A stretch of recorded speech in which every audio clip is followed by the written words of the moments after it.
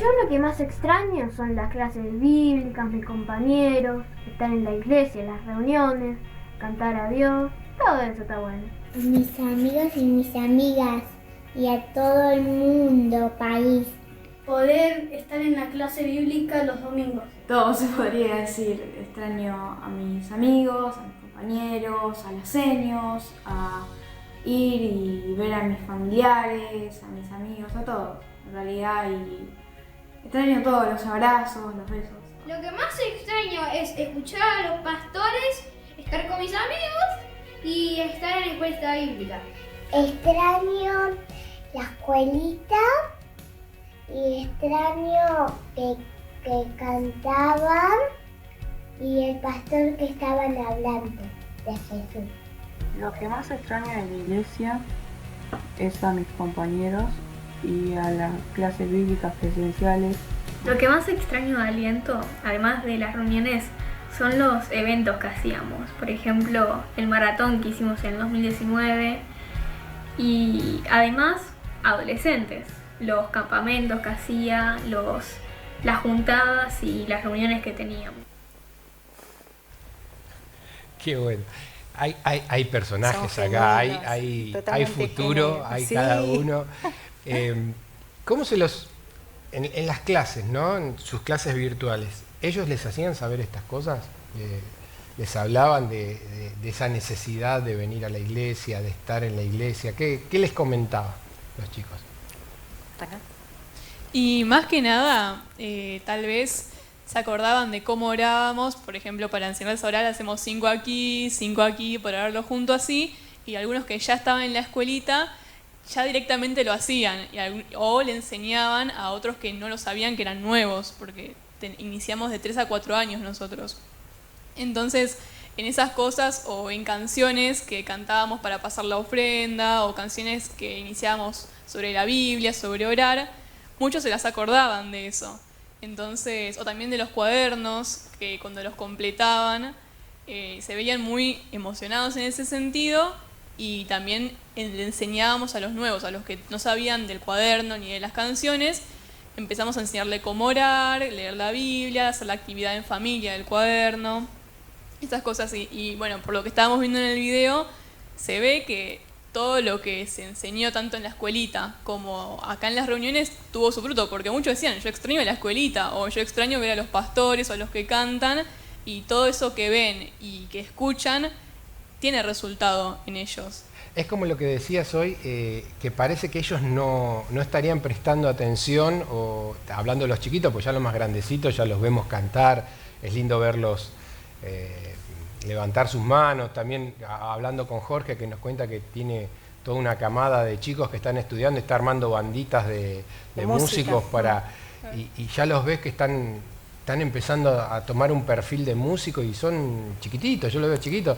Ahora, ellos cómo captan o cómo frases que puede decir el pastor desde la predicación, cómo te las repiten o te las dicen. O sea, ellos están presentes, no están desaparecidos, ¿no? Sí, y una de las cosas que nosotros hicimos este año fue dar la clase el domingo y después en la semana preguntarle a alguno de los nenes que nos graben la parte que más les gustó de la historia o de la clase. Y el domingo lo compartíamos en el Zoom. Entonces ahí te das cuenta si prestaron atención, si no prestaron atención, qué es lo que más les gustó, qué es lo que les llamó la atención de la historia, qué fue lo que aprendieron. Estuvo muy bueno. Ves que da resultado lo que estás haciendo a través de una pantalla, que es difícil saber si el que está del otro lado recibe lo que uno quiere dar, y de esta manera podemos comprobarlo que sí. A ver, nosotros que empezamos con las transmisiones en vivo, al principio se acuerdan que empezábamos cada uno desde nuestra casa y después veníamos acá. Si siendo grandes nos costó, a mí particularmente también me cuesta entender cuál es la cámara y verla bien, pero que el chico se concentre. Entonces quiere decir que en alguna medida el rol del maestro tiene que estar cargado de lo que nosotros llamamos la unción del Espíritu Santo, para que a través de un elemento electrónico ellos puedan recibir lo que ustedes prepararon durante toda la semana, para que en esos 10, 15, 20 minutos lo absorban y que después los pongan por obra. O sea, el trabajo es grande, la recompensa yo sé que va a ser grande para ustedes también. Pero ellos extrañan la iglesia, ellos extrañan el estar, ellos se tuvieron que ayornar a una forma de vivir que ninguno estábamos preparados. No. Ninguno estábamos preparados. Entonces, le hicimos una pregunta, ¿cómo ven la vida ellos después que esto pase? Porque esto va a pasar. En algún momento, si Dios quiere, va a pasar. Y ellos decían esto, a ver.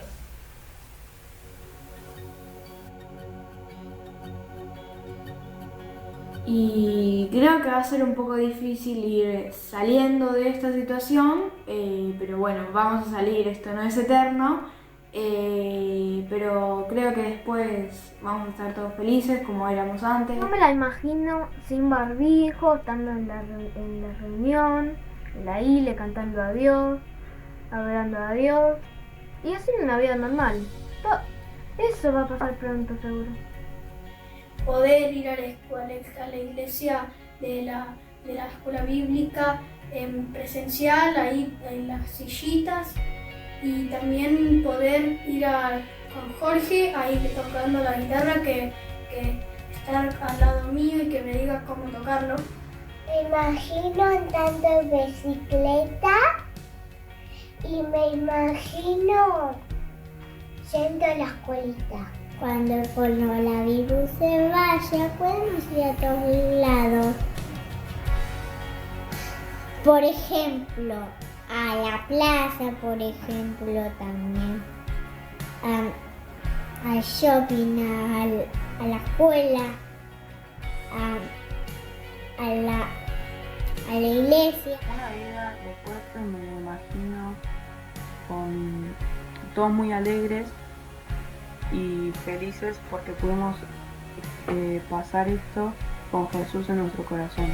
Para mí la vida después de esta cuarentena va a ser normal, pero nosotros vamos a seguir como con unos cuidados, por ejemplo el alcohol en gel, desinfectar las cosas y con un distanciamiento. Y me imagino, me imagino todos dándonos un abrazo, sin el tapabocas, poder ver a nuestras familias y que todos los demás puedan ver a sus seres queridos.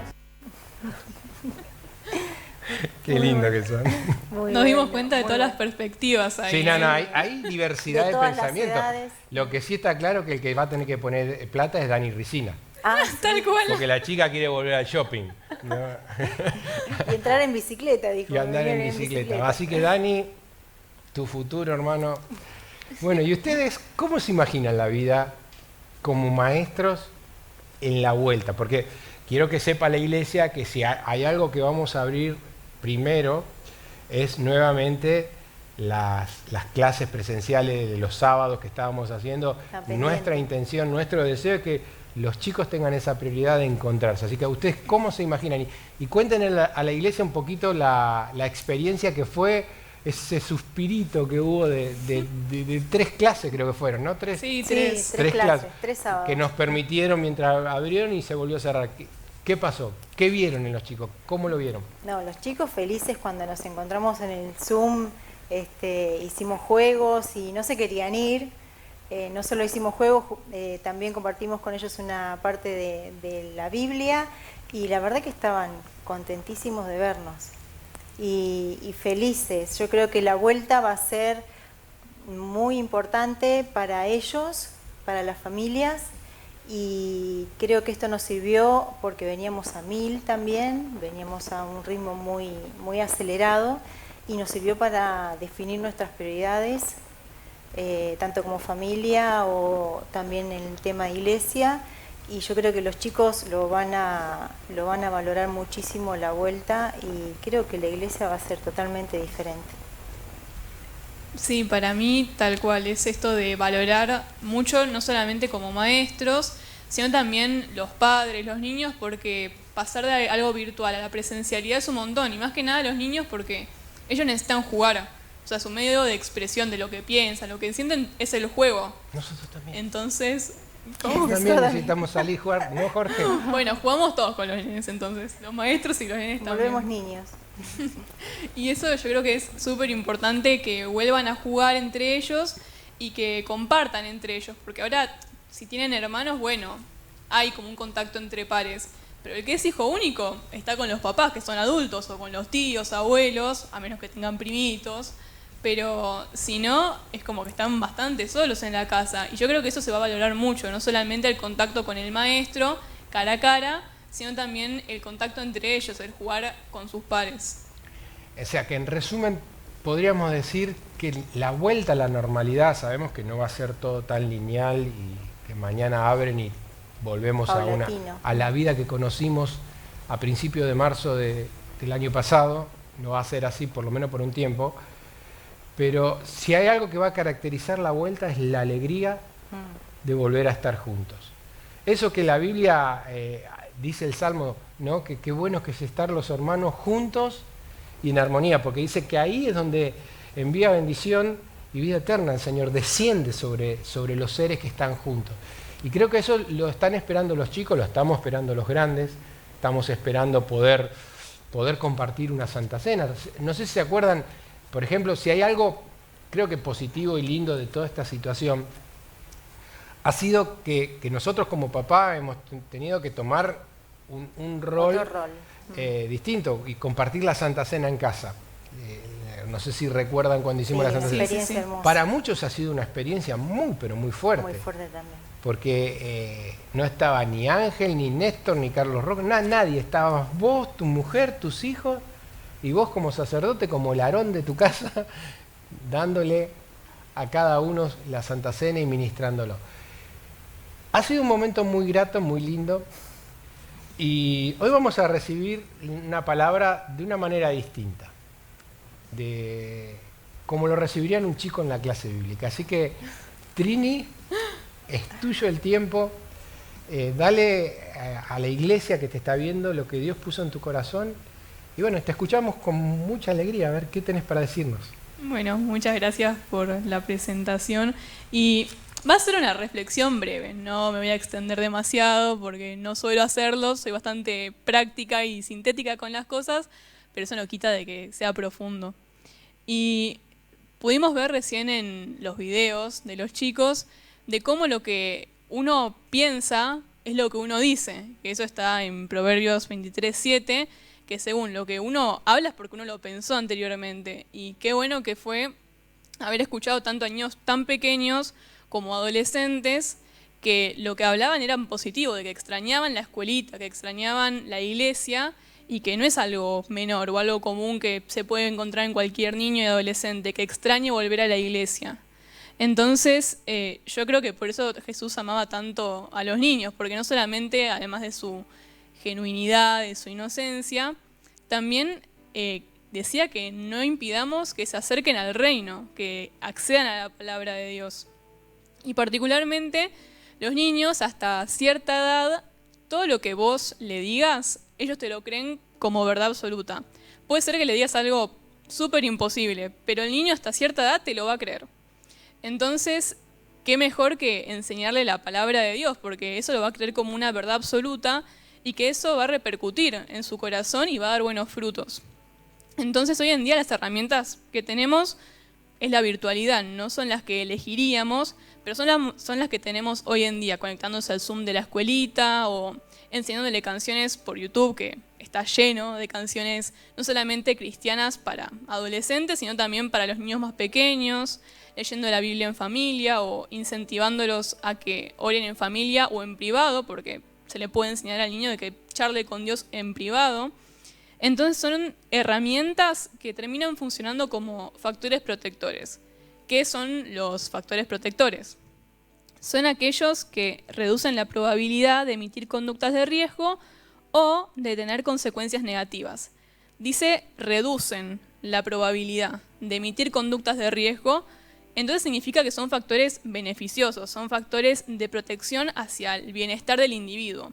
No solamente bienestar en lo que es salud física, sino también salud mental y, ¿por qué no?, salud espiritual también se lo podría decir. Y está comprobado que la familia es un factor protector, que puede proteger al niño no solamente de acciones que lleven a consecuencias negativas, sino también de generar buenos hábitos en ellos, que después cuando están impregnados mentalmente, uno lo puede ver cómo lo terminan expresando en palabras, en juegos, hasta en dibujos. Todo eso suma muchísimo y la familia tiene un rol muy importante. Y hoy en día los niños están casi todo el tiempo en la casa, entonces es cuando más las familias tienen que motivarse y seguir siempre permaneciendo en lo que es la palabra de Dios y enseñándosela. Aunque igualmente todos vivimos aprendiendo y vamos a seguir cambiando y aprendiendo hasta que seamos ancianos, pero no quita eso de que a los niños y adolescentes, que son los que están en la escuela bíblica hoy en día, se les siga enseñando la palabra de Dios. Y particularmente me quiero detener en 2 etapas que en la psicología son claves. La primera etapa es la infancia temprana. Esta infancia temprana es desde que el niño tiene 0 hasta que tiene 6 años, en donde todo lo que esté en su entorno lo va a absorber. Imagínense como una esponja.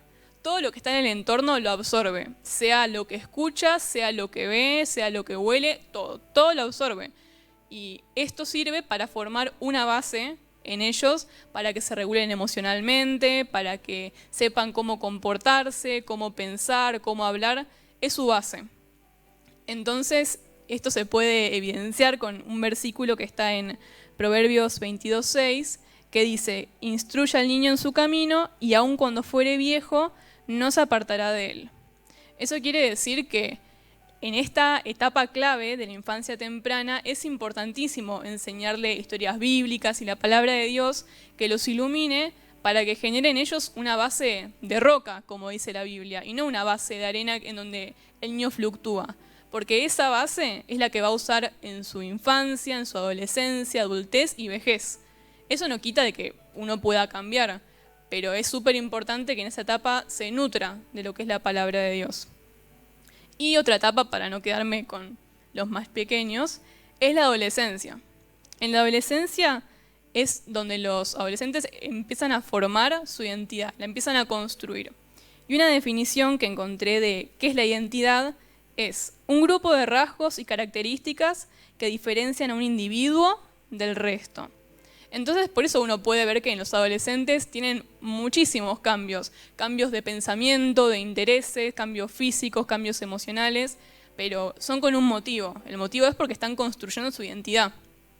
Entonces, es súper importante que no solamente ustedes como padres, sino también como maestros, les enseñemos qué es la identidad de ser hijos de Dios. Porque no es una identidad menor que se puede comparar a la que uno ve en el resto del mundo, sino que es una identidad característica que, como dice la definición, te diferencia del resto. Es lo que Dios dice de nosotros. Entonces, esto de la identidad de hijos de Dios se estuvo hablando mucho, no solamente en Aliento en línea, sino en las reuniones de jóvenes. Yo creo que hubieron 3 jóvenes distintos que compartieron la palabra de identidad de hijos de Dios, y no sabían que entre ellos iban a hablar del mismo tema, pero se habló de lo mismo. Todo este mes fue el tema principal, identidad de hijos de Dios. Entonces yo creo que no es un dato menor de que se esté remarcando siempre lo mismo, identidad de hijos de Dios en este mes. Y uno de los versículos que se mencionó en una reunión de jóvenes fue Eclesiastés 12, en donde Salomón dice que en los días de la juventud nos acordemos de Dios antes de que vengan los días malos. Entonces es súper importante de llenar a los adolescentes de la palabra de Dios para que construyan una identidad firme, una identidad basada en una roca, para que esa después la puedan aplicar en su personalidad cuando sean más grandes y así se ahorran tal vez algunas consecuencias negativas que con la palabra de Dios y siendo hijos de Dios la puedan seguir. Así que, bueno, yo dije que soy bastante sintética y quiero agradecer a todos los padres porque conectarse todos los domingos al Zoom de la escuelita, sé que a veces puede ser un poco tedioso porque el sillón tienta, la película tienta, los mates tientan, pero es un esfuerzo que no es en vano, así que los quiero felicitar por ello y los quiero seguir motivando, sean que tengan niños pequeños o tengan infantes, adolescentes, de que sigan nutriendo a ellos con la palabra de Dios en su día a día y que se puedan seguir conectando a la escuelita, que hoy en día el medio es virtual, pero pronto va a ser presencial. Así que bueno, eso es todo lo que tengo para compartirles. Tomá mate y avivate. Quiero decir 2 cosas, permitime, David. Sí, sí. Me dejó sin palabras. Sí, por eso te digo.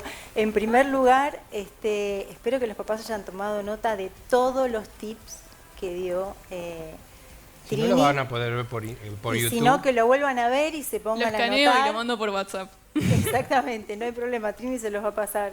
Y otra cosa, acá tenemos un claro ejemplo de los chicos que tuvieron educación en la Escuela Bíblica de Aliento, porque Trini es una ex alumna Sí. de la Escuela Bíblica. Es más, cuando comenzaron ellos a venir a Aliento, Nacha estaba en la clase con nosotros y lo voy a decir, Martín. Sí, decilo. Martín No, se paraba, claro, Martín se paraba en la ventana porque él quería ver qué es lo que nosotros le Sí, las hacíamos a ventanas Nacha. las pusimos por Martín casi. No, esto era todavía en Egipto, mirá. Sí, pero Claro. cuando hicimos acá también. Era sí. por eso. Martín lo dijo la otra vuelta también. Sí, él se paraba en la ventana y quería ver qué era lo que hacíamos con Nacha, que ella tenía tantas ganas de venir un espíritu domingo a la de tarde. duda tenía. Era el Espíritu Santo, ¿no? Pero bueno, en Nacha, Trini son ¿cómo decirlo? Un claro ejemplo de lo que es la educación bíblica en Aliento de Vida. A ver, ellos son lo que son porque hubo algo que los hizo ser lo que son. Sí, también. Y en vos, Eli, yo quiero contarle a la iglesia, Eli tiene una trayectoria como maestra de clase bíblica de más de 30 años. Y en ella están representadas un montón de mujeres a las que me gustaría, ¿por qué no nombrar? A Delia, Esther, Elsa, Susana, ya chicas que quizás han dejado su lugar para que asome la nueva generación. Exactamente. Tini, si vos querés tener éxito como maestra, mirala a Eli, mirala a Ceci, mirala a Esther, fíjate en el ejemplo que ellos forjaron en la vida de ustedes, porque esto va a ser un círculo virtuoso. Mañana vos vas a estar sentado en esa butaca, ¿sí? Y ahí va a estar otra chica, hija de otro papá, que también transcurrió su infancia, como decía Eli, siendo maestra de clase bíblica, vos haciendo tus primeros pasos y vos estando de este lado tratando de aconsejar. Ya, lo mismo nos pasa a nosotros como pastores. Nosotros también en algún momento va a haber una generación que va a decir, bueno muchachos, nos tocó y contentos vamos a estar de manejar esa transición, los músicos, todo. Entonces, vean el ejemplo que Dios les dio, miren lo que Dios les mostró y actúen en consecuencia.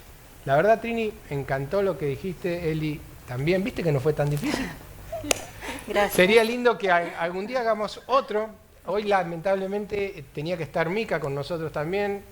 Pobre esta pachucha, le mandamos un beso. Se está recuperando del pinchacito. Yo solo espero, a mí me toca el viernes que no me pase. Pero de acá, Mica, te bendecimos, te mandamos un beso grande y ya va a haber oportunidad también para que vos te expreses. Y para cerrar, yo quiero, Jorge tiró una pregunta, viste, no me olvidé, Jorgito. Si Jesús en algún momento que estuvo, nos dejó algún indicio de que algo podría pasar o qué podíamos hacer en una situación como esta. Y sí lo hizo. Y en esa larga noche, en la última noche antes del arresto, Jesús empezó a hablar con sus discípulos, ¿sí? Y les empezó a decir, pero miren, que es mejor que yo me vaya, porque va a venir alguien que los va a consolar, que los va a guiar. Y los empezó a preparar y le empezó a decir cosas, miren, permanezcan en la vid, permanezcan, ustedes son los pámpanos, permanezcan en mí, pídanme, necesitan al Espíritu Santo hasta que llegue un momento que digan, pero miren, en el mundo van a tener aflicciones, pero confíen, yo he vencido al mundo. Y eso es lo que hoy le queremos decir a todos esos chicos. En este momento de incertidumbre, de que todo parece tan feo y que prendés la tele y según el canal que ponga todo es mala onda, Jesús dijo algo en esa época. En el mundo van a tener aflicciones, pero confíen porque yo he vencido al mundo. Si Él venció y si nosotros permanecemos en Él, significa que nosotros también vamos a vencer.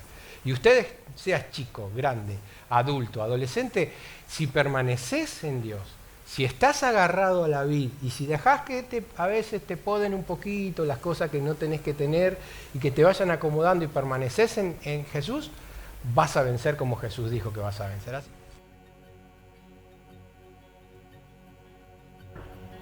Lo que más agradezco de los pastores es que, aunque esté la cuarentena, ellos inventaron la forma de poder seguir con las reuniones y además muchas de las reuniones que hicieron ayudaron a muchas personas. Así que gracias por todo lo que hicieron. Yo lo que les diría, la primera cosa que les diría es gracias por hablarnos de Jesús. Y también que los extraño. Yo le diría a mis pastores gracias por estar ahí y por hacernos llegar la palabra a nosotros en todo este tiempo. Y les diría que resolvieron bastante bien las transmisiones en vivo. La verdad que algunas fueron divertidas, otras más serias, de todo un poco. También fue lindo compartir en familia, estar los cuatro, orábamos. La verdad que estuvo buena también por un lado, y no espero la hora de volverlos a ver, tengo muchas ganas. Y la verdad, muchas gracias por todo el esfuerzo.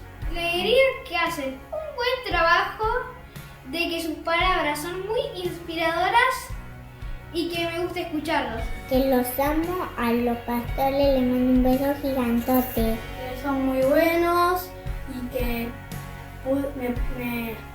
me pudieron dar una buena palabra. Eso. Diría que prendo cosas en la tele que hice él y lo veo en la tele y les mando un saludo. ¡Mua! Saludito.